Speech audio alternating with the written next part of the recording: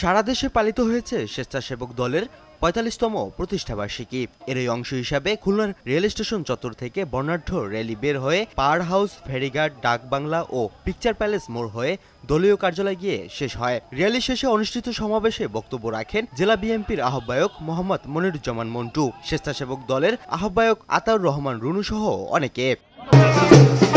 এদিকে জয়পুরহাটের স্বেচ্ছাসেবক দলের ৪৫তম প্রতিষ্ঠাবার্ষিকী পালন করা হয়েছে। দিবসটি উপলক্ষে মঙ্গলবার দুপুরে একটি বর্ণাঢ্য র্যালি বের হয়। র্যালিটি সার্কিট হাউস মাঠ থেকে শহরের প্রধান সড়ক প্রদক্ষিণ শেষে জেলা বিএনপির কার্যালয়ে গিয়ে শেষ হয়। র্যালিতে অংশ নেয় বিএনপির রাজশাহী বিভাগীয় সহ সাংগঠনিক সম্পাদক ওবায়দুর রহমান চন্দন, বিএনপির জাতীয় নির্বাহী কমিটির সদস্য ফয়সাল আমিন, জেলা বিএনপির আহ্বায়ক গুলজার হোসেন সহ অনেকে।